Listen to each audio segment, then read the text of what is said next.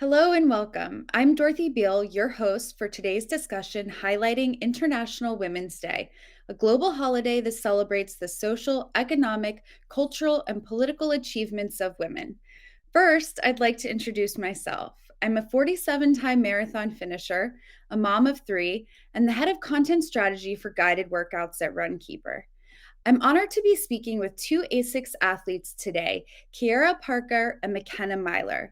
I look forward to sharing their stories with you and learning more from them about what this day means to them and how together we can help break the bias that women face. Kiera is an American born sprinter who graduated from the University of Arkansas. In addition to a bevy of accolades throughout her 4 year collegiate career at the University of Arkansas, she left a lasting mark on the program. She graduated in 2019 as the program record holder in the 60-meter, 100-meter, and 4x100-meter relay.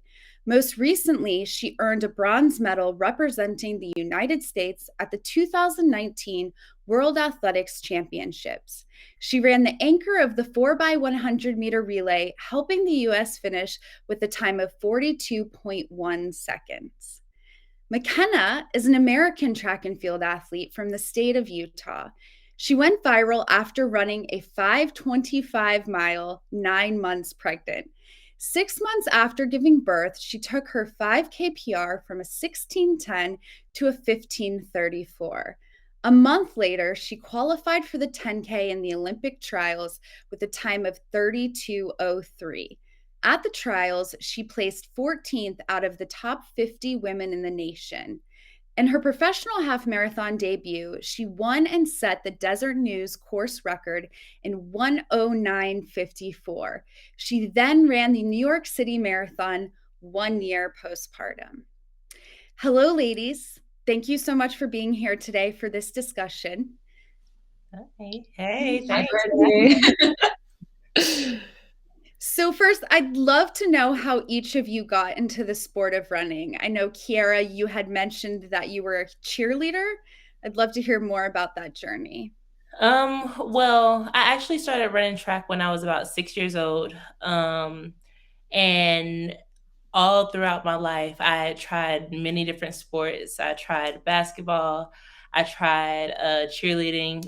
Well, cheerleading and dance was like the thing that I loved outside of track. So I danced from about 10 to middle school, and then I got back into track and volleyball and soccer all throughout high school. But about 10th grade was when I decided to take track serious, and I actually won my first state championship in 10th grade. And then my senior year, I actually won the indoor and outdoor, all of the races that I was in. So that was a pretty great story of mine. But I do believe, like, Incredible. yeah, I do believe cheerleading was one of the most important sports that I did. And I do consider it to be a sport because who cheerleading is hard. Like, you have to be really strong mentally and physically. You're lifting people up, you're throwing people, you're like you these girls' lives are in your hands, literally. And I believe, like, my high school coach specifically, she taught us a lot about not even just life within the sport, but life outside of the sport. So she was always about, like, being punctual, being on time, always being presentable. Those were her, like, three P's that we focused on. But I feel like without her and without, like, that time that I had with those cheerleaders and with those girls and with my coach, I wouldn't be the athlete that I am today. Like, even going into college, I used a lot of the stuff that she taught me in my collegiate career. And I believe like all track people should take time out to do other sports too, because it can give you versatility, and it'll make sure, like, if that's what you want to do in life, you can go for it. Yeah, that's a really great takeaway. Thanks. Yeah, McKenna, that's how true. about you? Oh, yeah. Well, I was just gonna say, Kiera, that yeah, track is like really hard on your body mentally and physically when you're like doing one discipline. And Mm-hmm. so I totally agree with that. Like growing up, like I was the same. My family was like running around barefoot in the streets, playing hockey, like doing soccer. I was like pretty typical, doing just like all the sports that I can hands on. But to answer your question, Dorothy, so from that junior high, they had these T-shirts that if you broke the 6 minute mile for the girls, or if you ran a 6 minute mile for the girls, you get a T-shirt. And if you run a 5 minute mile for the boys, you get a T-shirt. And it's on this like dirt track, right? And so I had an older brother who was like older than me, and he had gone through the system and was like, "I got a 5 minute mile, like I'm so fast." And I was like, "I want to do that. Like I want to be a 5 minute miler." And so I kind of have my sights like set on the 5 minute mile shirt because like really no girls ever got that. And so my first mile, I think I ran like 6:20. I was totally such a dork in PE. Like I super hard when I had to run the mile for PE. I was like, I'm ready. And so I was like, okay, I'll get another chance. Like the next month we run the mile. And so the next time we run the mile, I'm in seventh grade, and like I think I ran like 5:59, and this like rumor went around the junior high that like, oh, they gave it to Mckenna, like the PE teacher like just was like being nice, and so she said 5:59 instead of six flat. And so what ended up happening was this eighth grader, this like super tall, lanky eighth grader, challenges me to a race. And it's like this really big deal. Like his whole health class like skips class to come watch this race. And then like my PE class is like on the sidelines, like cheering on. And I'm like this like 4'8", like just super mini little seventh grader. And I'm like in my DC shoes with like a big hole in the front, because those are like I'm the middle of 7 kids, and so like we just got hand me downs, like like didn't have real running shoes.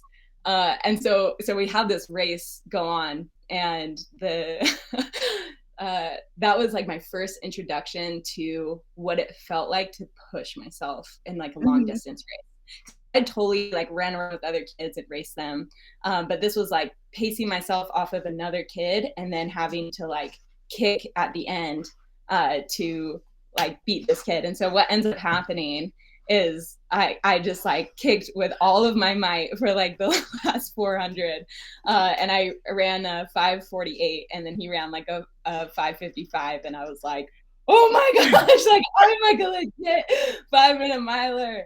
And I think that was kind of like my introduction. I didn't really get into like actual competitive running until high school, and like the cross country coach kind of pulled me in. But yeah, it's so fun to like think back on that story. That's such a fun way to get into running. So I think we probably all want to know, do you still have that shirt? Oh, it's actually it's so embarrassing. My mom like made a blanket, those like blankets and all the t-shirts that like you'll never really wear again, but like you kind of want to remember. Yeah, so it's like in the back of my car. So for times when we just need a blanket to whip out and get dirty on the park. So I still have it, yeah. So I was going to ask this a little bit later, but I'm going to ask it now because I think it goes along with what you both just talked about and how you got started. Is there any bit of advice that you would give to future female athletes, whether they are, young kids right now or teenagers, or maybe even a female athlete that's coming into the sport later in life? Yeah, I can like throw something out there real quick that I really appreciated when somebody told me this. So I'm gonna, say it out to everybody. Don't let anybody tell you that you can't do something. There are going to be a lot of people telling you that you cannot do something because they were not able to do it. Don't allow somebody else to um, change your focus, or that goes for boyfriends, that goes for family members, that goes for best friends that you've known since you were in the first grade. Don't allow anybody to deter your vision for yourself. So if you want to do something, by all means, go out there, go fight for it, because the only person that can really determine what you can do is you. So that, I feel like that's very important in my head, and I would love to let everybody else know that. Yeah, That is great that's advice. so. The other thing that you could mention with like when people tell you that you can't do something, it's also maybe because like you see a different path, like in like versus the traditional path of the way things are like always done, right? Mm-hmm. And I feel like we fall into that so much. Like I've probably fallen into that where I'm like, oh no, like I'm not following this traditional path where I've been this all American and then like I'm gonna go pro like right Right. after college. Like there's different paths to success and to like Yep. what that looks like. Yeah, that's a really good point. Yeah. That's really sound advice. So I'm actually going to now ask you to talk about, McKenna, about that 5:25 mile you ran at 9 months pregnant. All right, I was too slow for the start, but here she comes. It's a big belly. Let's go, Kiera. Nice and smooth.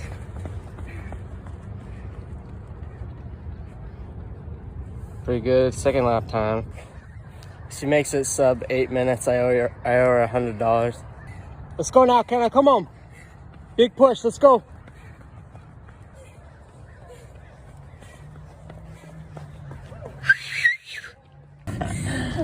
I owe you $100. Good job.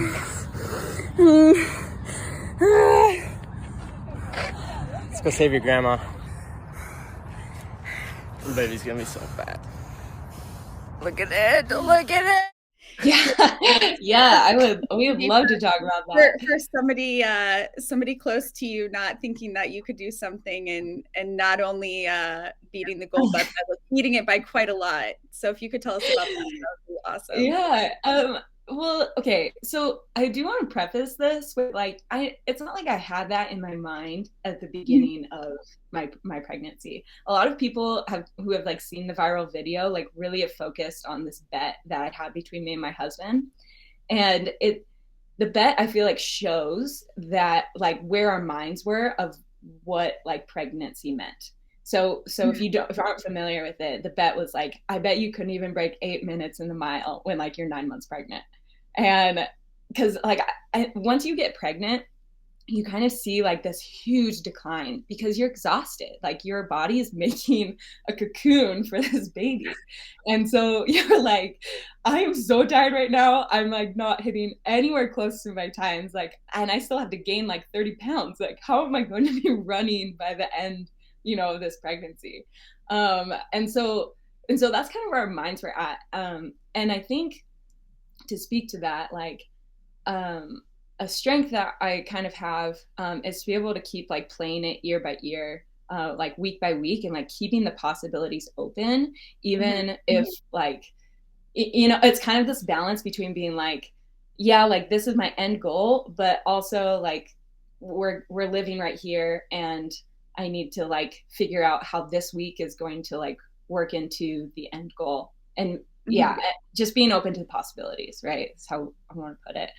And so, like honestly, around like 20 weeks, I was like, I would come home and be like, this is my last workout. I'm like probably just going to be running 10-minute miles the rest of the pregnancy. And then the next week would hit and be like, I kind of feel good. Like, I think I'm going to do it again. And so, it's just kind of funny because I mentioned this to you earlier when we had been chatting that I think there are so many women who like are more capable than I am, who could probably run faster than I am and are like way stronger. The opportunity just like presented itself to me, right? Like I was only, I didn't have like other children I was chasing around. And so I got to nap a lot when I wanted to, like things like that start adding up. But because of that, oh, wait, sorry, dang it. I totally just lost my train of thought. You were saying that you think other women are capable of yeah, like yeah. or faster. Yeah, but kind of right before that, Oh yeah, like keeping the possibilities open, I guess. Yeah, and that like other women are probably like just as capable. Oh yeah, okay, this was gonna say. This is called Um, mom brain. This happens. yeah. Kids. Is that like it's not like we could hold races for pregnant women. Yeah. This is what I wanted to say, that like, but you have to like really play it like day by day when you're pregnant. Like there's so many workouts that I was like, nope, not happening today. And like I was lucky that it like lined up for that mile when like I wanted it to. And so it's not like we'd ever really get to like test out this like theory, I guess is what I'm saying, of that other women could be just as capable, because another woman has to want to do it, and you don't want to like put pressure on that. And like, there's just a lot of like safe, like, and health issues, safety issues. Yeah.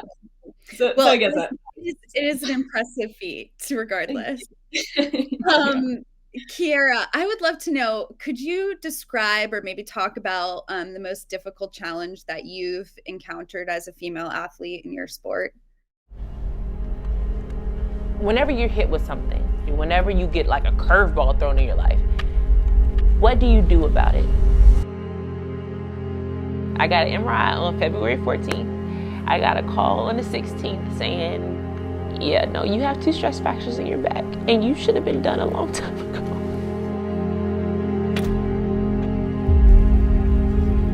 Learn from it. Learn from this adversity and get yourself stronger.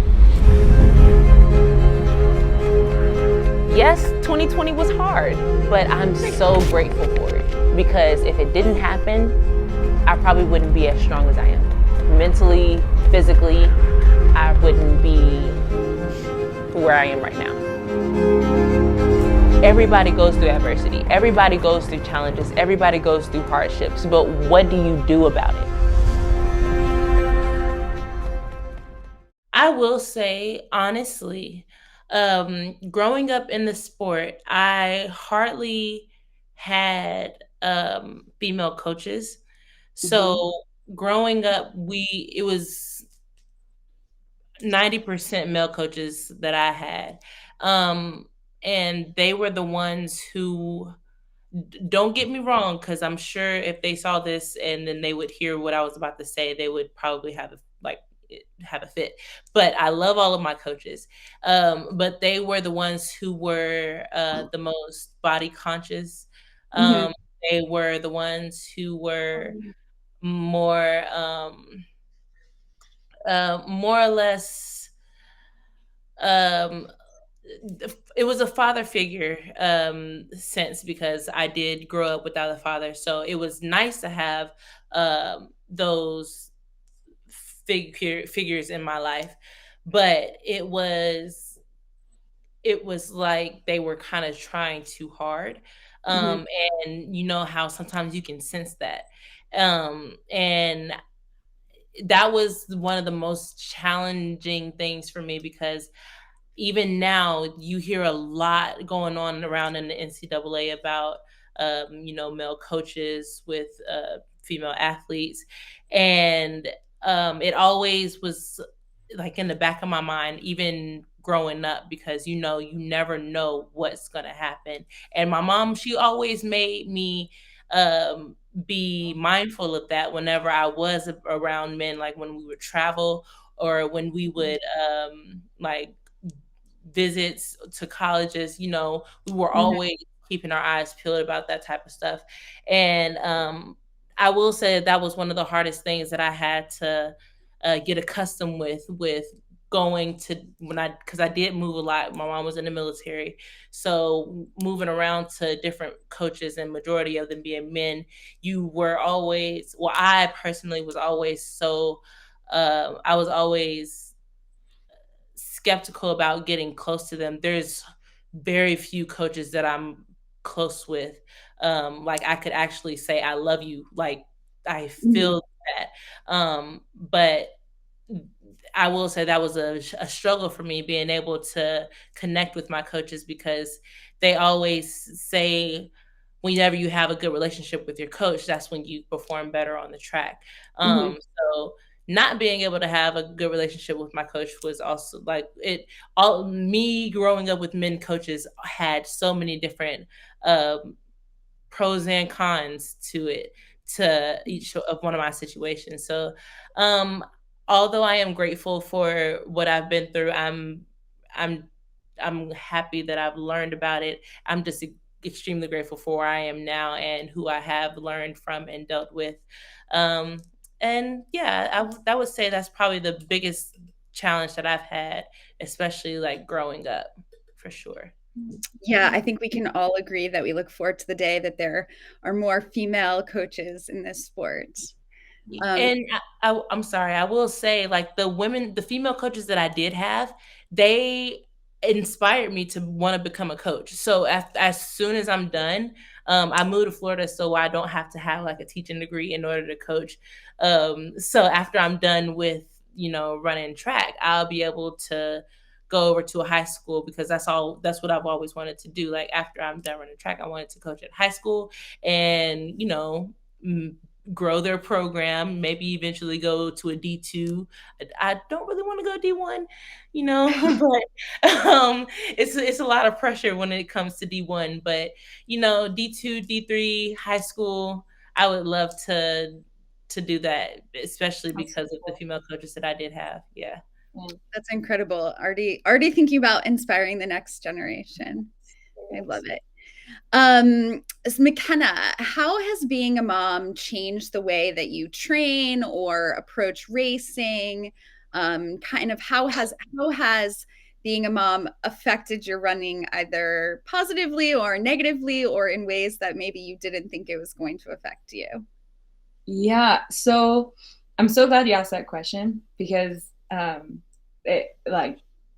there's this dichotomy that has happened kind of like to the extremes since becoming a mom, and for better or worse, right? Like there's going to be pros and cons to being a single person living the pro life and being a mom living a pro life. And the dichotomy has been like all of a sudden any workout I do doesn't matter. And like my daughter like does not care, but then like at the same time this dichotomy is I like really try to make my time count even more, and so like I'm way more invested in this like smaller space of time, and then like I come home and I have to refocus on something else, like that's way more important to me, right? And then there's other dichotomies too, just like with my own needs, like how they just don't matter at all, but at the same time like my needs have been like so hyper focused because I'm like I'm not getting enough sleep. Like you like really start to like realize and understand your needs because you start lacking in certain areas and you're like, well, like I haven't really eaten today, and you just become like a lot more specific about like what your needs are and like following through on it.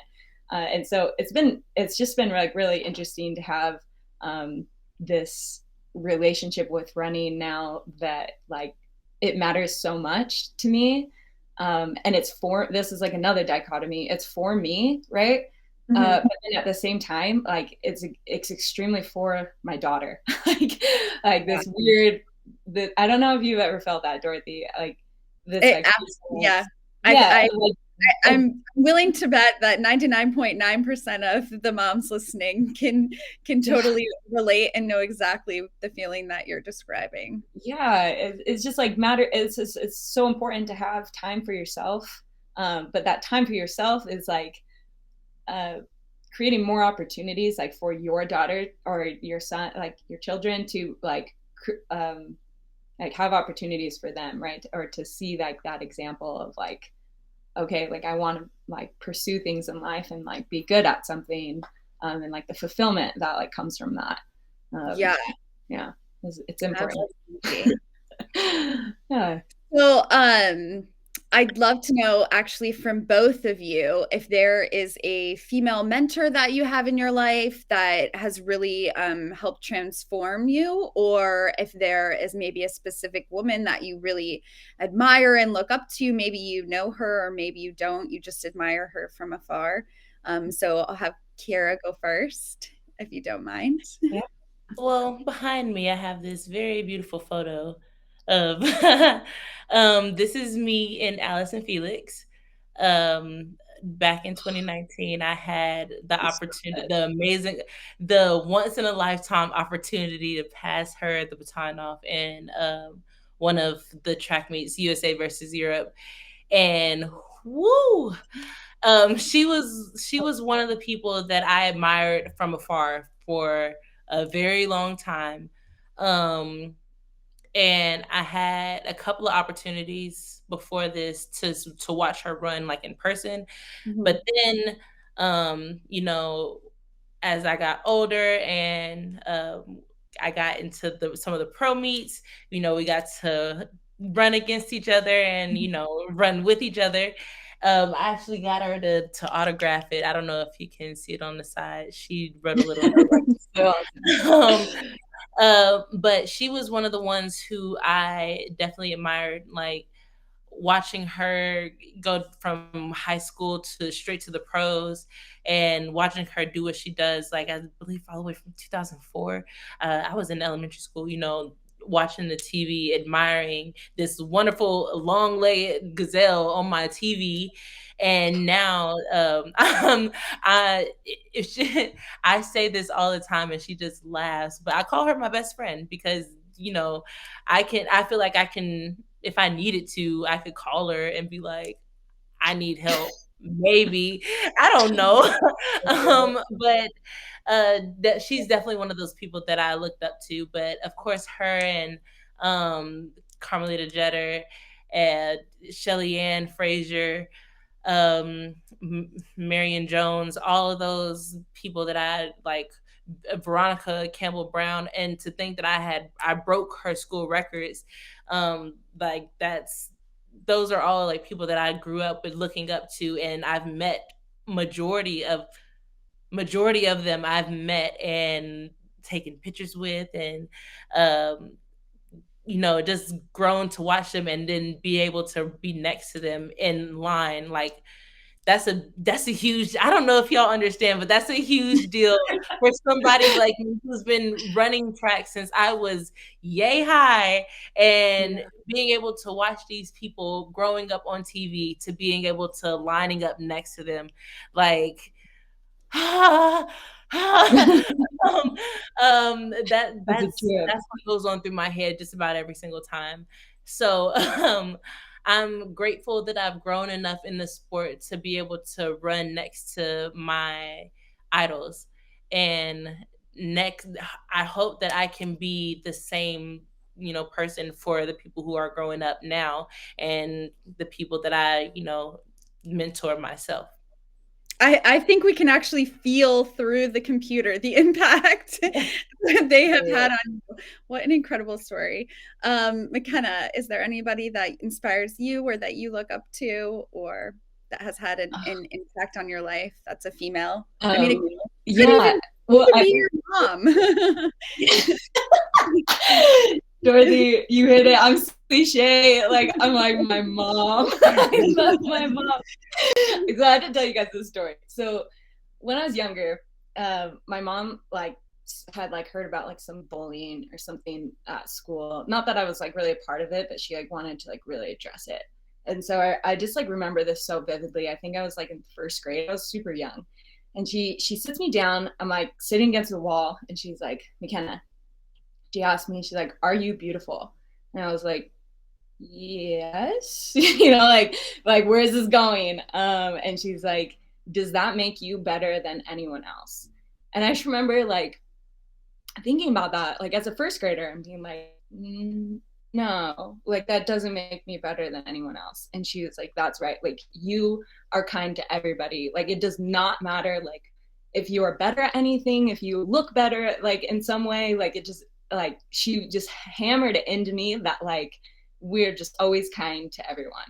And that really has seeped in a lot into my life. Sorry, that's a really special story to me. It really, really stuck with me. And she's always created these opportunities and asked me questions, really trying to help me figure out what my priorities are and what I want out of life. And she's created this this open and honest space where we could always talk about things. And I really always looked up to that.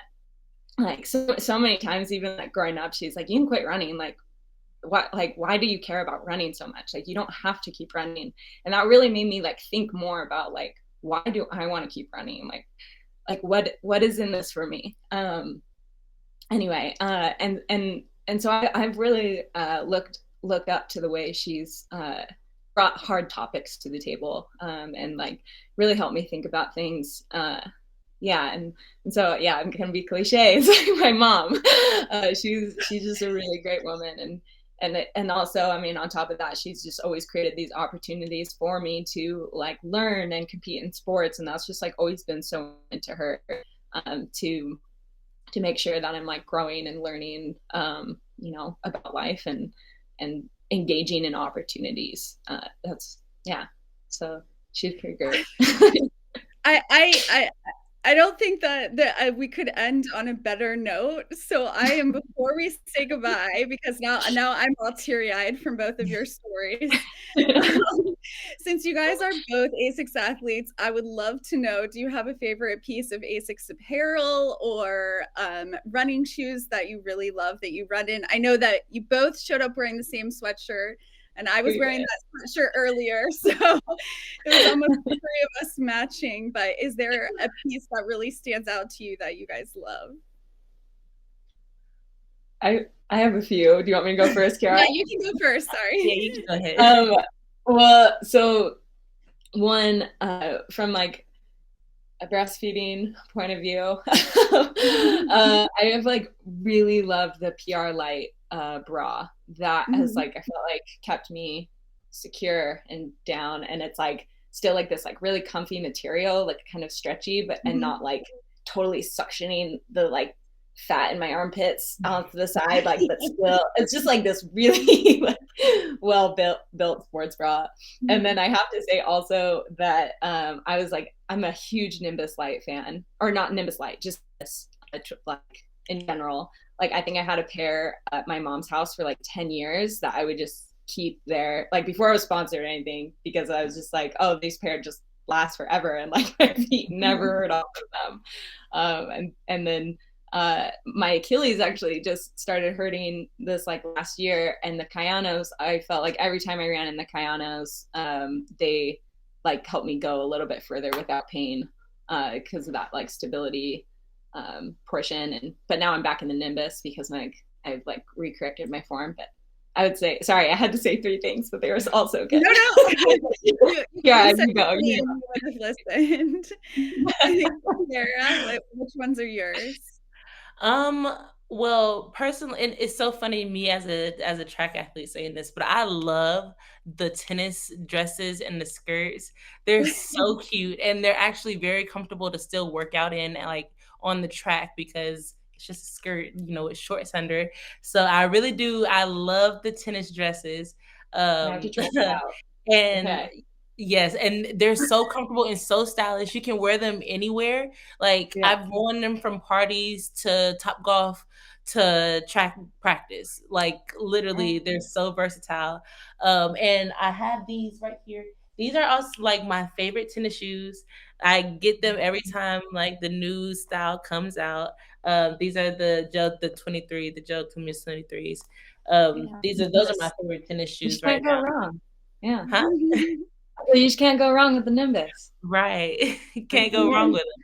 But yeah, those are my favorites. Love it.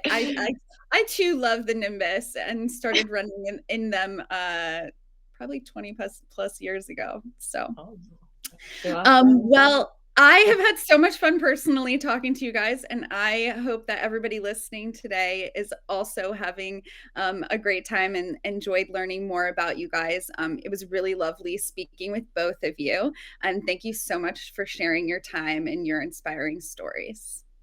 Thanks for having us. Thanks for having me.